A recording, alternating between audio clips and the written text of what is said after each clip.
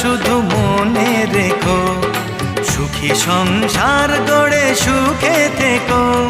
এ ঘর দুয়ার সব শূন্য করে যেতে হবে তোমাকে স্বামীর ঘরে। সাত পাকে বন্দি হবে